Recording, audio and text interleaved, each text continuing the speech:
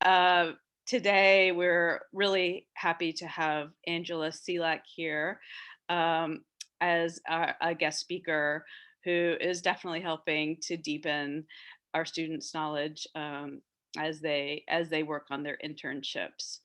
Um, so I'm just going to introduce Angela, and then she's going to address some questions that our students prepared that are really, good questions that she can provide insight on. So I'll start by introducing Angela. Angela Silak is the co-founder of Hollywood Resumes, a resume writing and career services business that caters directly to entertainment industry professionals. Since launching the company in 2016, she has helped hundreds of Hollywood job seekers craft their application materials and take the next step in their careers. In addition to running Hollywood Resumes, Angela is a film and TV development executive specializing in children's media. She currently works as a creative executive in the children's programming division of a major streaming platform, where she oversees development and production of live action and animated preschool series. She previously spent 6 years as a development executive at Nickelodeon, where she managed a slate of original movies and scripted series. She has also worked for Three Ball Productions and TheWrap.com. Angela graduated from Duke University with a Bachelor of Arts in History. She holds a Master of Communication Management degree from USC and a Master of Arts in Educational Studies from LMU. So a highly educated woman. um, Angela's a great friend to the program. We're very happy to have her here today. So I am going to just ask these questions that Angela has curated from submissions from the students in our class, and I will start with the first one. What's the best way to look for internships in entertainment? So, when looking for internships in entertainment, I really recommend choosing the companies that you're most interested in and really targeting them heavily. It's it's hard to get an internship if you're just applying through a big job portal at a giant company. They're probably not gonna read it. They're probably not gonna see your resume. But if you can really show interest in a specific department and try and get in touch with someone in that actual department, you'll be a lot more successful.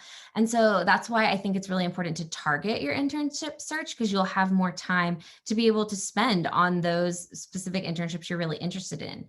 And if it's a small company, that's even better, because the small companies, people aren't just banging down their door looking for internships, especially if they don't have an official program. But imagine if you were applying for something at a boutique production company who maybe has or hasn't had interns before, but you just really expressed your interest. They would really consider you for doing your research and really be, showing that you care about that particular company's mission. So that's my best advice for finding an internship. Okay, and if students have follow-up questions, they're just going to shout them out, but it doesn't sound like there are any on this one. So the next question: do paid internships exist in the film industry, or will the vast majority of them be unpaid?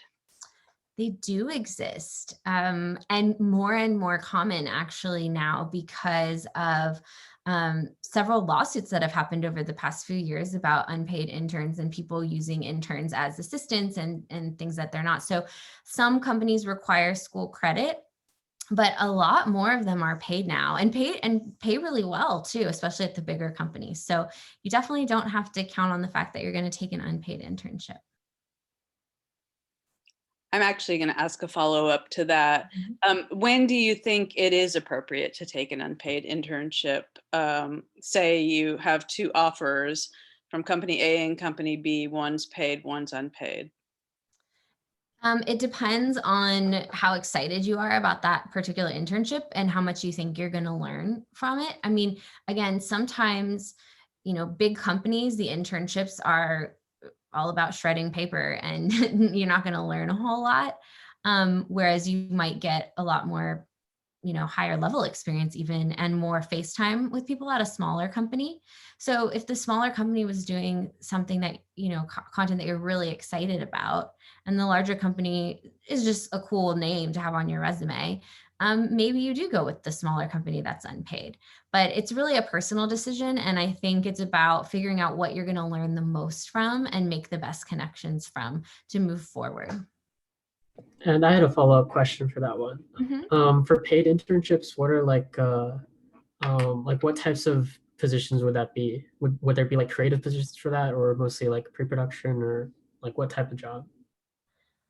You'll find them across the board. Most paid internships are at big companies. So if you look at like a Disney, right? There's a million departments at Disney that you could consider. And a lot of times they'll have, if it's an official internship program, they'll have a list of the types of internships that might be available. So it's really about researching the specific companies and figuring out what they have. But it's the times when you find a smaller company that you're really interested in what they do. Those are the times when there's probably only going to be one intern at the whole company versus ones across every department. Any other questions on that one? Okay, great. It seems like it's nice to have some companies that are recognizable, but on your resume, but if you can also have one where that really let you dig into the work you want to do, it's a balancing act, I guess. Okay. Now this is a very current question. During a remote internship, what is the best way to get to know other people in the company, connect with people who have similar interests, and build professional networks, especially when my interests are in writing and directing? Okay, so the fun thing is it doesn't matter if your interests are in writing and directing or anything else. Even though you're remote, you want to find ways to connect with people at that company and people that people that are going to make up your network moving forward. But it's harder, right? It's going to be a lot harder. So one thing you want to do is meet the other interns. And maybe you're the person that schedules the weekly intern hangout meetup meetings. Like you could be that person. Try and get to know the other interns because they're going to be moving up with you at the same time. There may not be other interns, but if there are, great. That's one thing you should do. The other thing is there's a couple more things I would say. First of all, make a really good impression on your boss, and let them know that you're doing things. You don't want to pester them all the time, but a good thing to do maybe at the beginning of each week is send out a list of tasks that you're planning on completing that week. Here's what's on my to-do list. Do you have anything else you'd like me to work on? And have them add. And then at the end of the week, follow up with, here's what I've accomplished this week. I did this and this and this. My plan for next week is this, so that they know that you're on top of things and you're staying in touch with them, and you're not emailing them every 5 seconds, but it's a good way to keep on top of things. When you're about a few weeks into your internship, it's a good idea to set informational interviews with everyone at the very least in your current department, because probably it's an assistant or a coordinator that's going to be supervising you. But this is the time when you want to meet the head of the department. You should definitely get to know them. You're supporting them too. It's part of the team. So try and meet everyone in the department. And if you can, adjacent departments. It's totally fair as an intern for you to reach out directly to other departments and say, hi, I would love to set a meeting to just hear more about what you do. I'm an intern in this department, or you could have your boss facilitate that for you. They can often help. Like I said, you would also want to meet with, in addition to other interns, you want to meet with assistants, because again, they're the ones that are going to be hiring later on, assistants and coordinators. Those are the kinds of roles you'll be going for after you graduate. So that's another good thing to do. And the last thing I would say is, quite often interns are tasked with creating some sort of newsletter or something that goes out wide. And if there isn't something like that, ask your boss what might be useful for their team that you could start doing, because it gets your name in everybody's inbox. And so they'll start to recognize you. And especially once your name is in everyone's inbox, then it's even better when you ask for an informational, because they're, oh, you're that person that sends me this every week. It's great. I love that. So that's another thing you could do. So those are probably my top few suggestions. Okay. Anyone have follow-ups on that or no? Okay. Yeah, it's a challenge when things are remote to connect, but I think creativity is key here. And whenever you're the organizer, that's an excuse to meet other people. Um, okay, next question. What are some essential skills I should learn and build now in a college environment to succeed in entertainment? Okay, so there's a few. One is story evaluation. The more you're going to do story evaluation in any job in entertainment, whether it's marketing, whether you're actually in development, whether you're writing, you're going to be, you want to get familiar with story. So the more that you can read scripts, read books, read anything, just and form taste around those things. The good news about story evaluation is it's very subjective. So, if you're reading and something's not connecting with you, then something might be wrong with that particular script that could be looked at. So those are things to kind of watch out for. There are a lot of ways to kind of develop that skill. Practicing script coverage is a good way to do that, and is something that will serve you well because you'll be doing it in internships and sometimes as an assistant as well.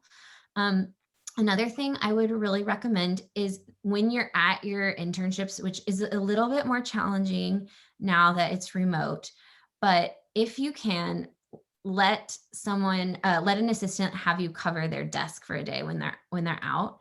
And so you can kind of learn the phones, the calendars, and see what that looks like, because those administrative skills are going to be needed in your first job.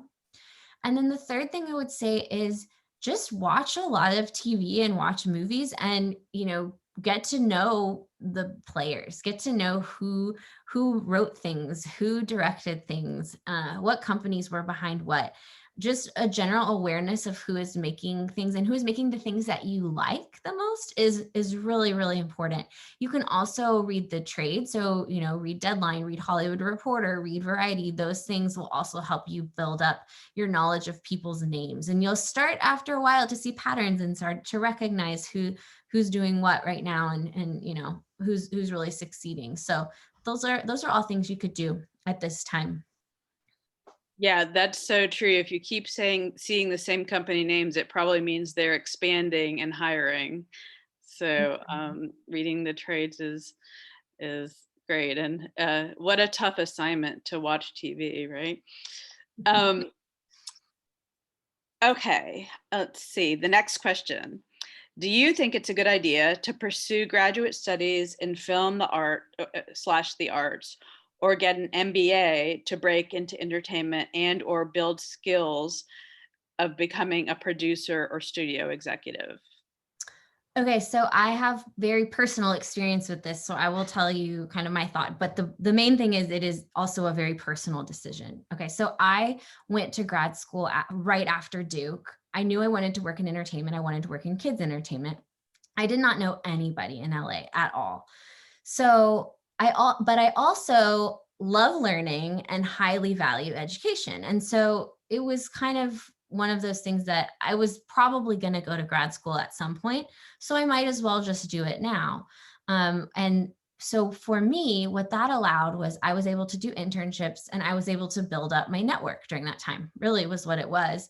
And again, I didn't know what I wanted to do back then, but I ended up in reality TV, but I made great friends and I still made great connections, and I learned how the industry worked, and it gave me a little bit of breathing room to do that. I was also able to write my master's thesis in children's television, which gave me extra support when I was applying for those jobs because I had studied it in school and I had no other real experience in it at all. So for me, it worked out. But that said, do I make more money because of it? No, I don't think so. You don't have to have a master's degree to succeed in entertainment. If you're thinking about pursuing an MBA is useful if you really want to get into some of those business strategy roles, business development, things where you might have to know about financial models and that kind of thing. If you're looking for a purely creative job where you're reading scripts and that kind of thing, an MBA, cool, great. But is it going to help you? Do you need it? You don't need it. You don't absolutely need it. And you typically wouldn't get an MBA until a few years after college anyway. So you could kind of see where your career is going and feel it out and say, oh, I think an MBA would really benefit me right now because I want to do this and have a reason to use that. But otherwise, you don't actually need it to work in entertainment. It's really comes down to personal values. And I mean, would the same go for film school?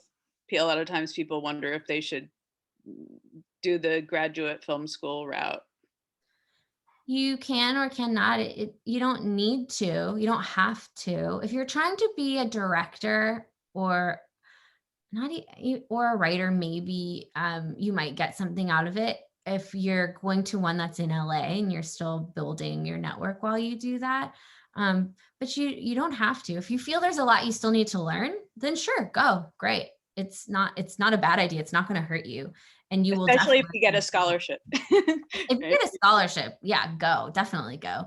But you'll make, if you're doing an MFA program or something like that, is really targeted toward film, you're going to meet other people who are super committed to that, too, and that they're going to make up your network. So again, that will help you for sure. But will it help you in terms of having a higher salary? Probably not. You're still going to have some of the same challenges coming out where you still have to start from the bottom and work your way up. Okay, great. All right, this is a good one. I'm unsure if I want to be on the creative or business strategy side of entertainment. Is there an opportunity for crossover after a few years? Do you know if there are ways to transition from one side of the industry to another? For example, an entertainment lawyer moving to production. Okay, so yes, you can totally make career transitions within entertainment. However, it gets harder the further along you get in your career. So while you're early in your careers, you have time to figure things out. And luckily, because you're doing internships, you could do internships across every kind of, everything in entertainment. You could have a marketing internship, you could have a development one, you could have a casting one, you could learn whatever you want to learn at this point. You don't need to pick a direction yet. And even when you're an assistant, you can move around pretty easily.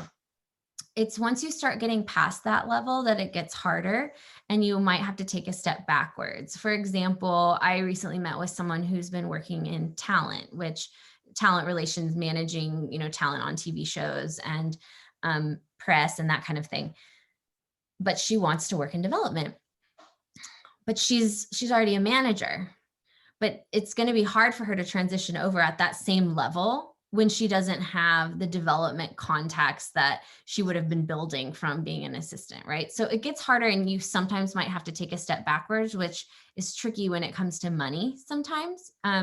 So the sooner you can figure out what you want to do, the better.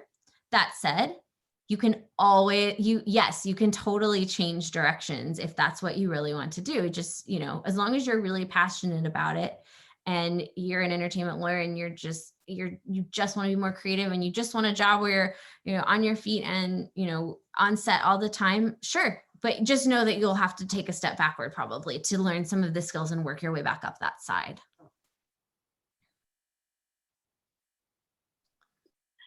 So any follow-up questions? So that's our last pre-selected question. So here is your chance if you want to ask a follow-up question.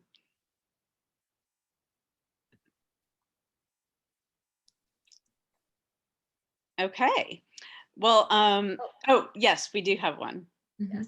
Hi. I was just wondering, what are some common, I think, patterns that young graduates make that kind of get them stuck in careers that they're not interested in, or get them stuck in positions where they don't know how to make that pivot? Like, what do you notice in either interns that you have or employees that you've had before? I think the best thing, which we talked about at the very beginning of targeting your internship search, is you don't have to worry about it as much when you're an intern, but when you first start getting those assistant positions, that's when you can try and really focus on jobs that are going to get you to where you want to be versus just taking any old job. And if you don't know where you want to be, sometimes a good place people will say is to start at an agency because you'll meet lots and lots of people.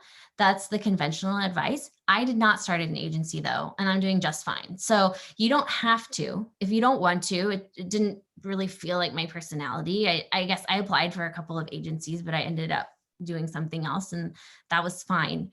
But that's a good way to learn about a lot of different sides of the business if you're not quite sure going in, and it's easy to transition off of those desks kind of to anywhere. But if you are wanting to work in scripted, don't apply for assistant jobs in unscripted. Just don't even apply for things that you're not interested in. And some of my biggest pieces, my biggest piece of advice probably is you can get and you do deserve your dream job. You're all very smart and you're all very talented and capable. So go after those jobs that you're most excited about. And that's the best way to get off on a path that you're really excited about. And sometimes that may change down the line. You never know. But it's best to start as soon as you can, trying to target those jobs that you're so excited about and the content that you really want to be making. It seems like a self-fulfilling prophecy also, right? I mean, if you're really excited about something, that's going to come across, and that gives you a better chance of, sorry, I didn't mean to interrupt. Was there other, go ahead. Oh, no, I was just saying thank you. That's really helpful to hear. Yeah. Yeah, no, that's super, super helpful. Okay, anything else before we end the session? I love the advice of pursue your dream job. And I think it's so true. And I think a lot of times at this stage, at least it was true for me, I didn't think I deserved my dream job, or I didn't even know what it was, or I didn't even let myself go there. So it's great advice to, believe in yourself and to know what's out there and to know what your dream job, might be. Of course, that could change, but I love that ending sentiment. So thank you so much, Angela, for being here. I know we have a lot to ponder now, and you've given us so much more detail on things that we've already been talking about, and really just deepened the conversation. So we really appreciate having you here. Thank you so much for having me. It was so fun talking to all of you, and always happy to help fellow Dukies. So feel free to reach out if you ever need anything or have questions in the future. And it's hollywoodresumes.com, correct? Hollywood-resumes.com. Yeah. Visit our site, sign up for our newsletter. I'd love to stay in contact with all of you. So yeah, great content on their weekly newsletter. I read it myself. So thanks so much. And thank you, class, for your great questions.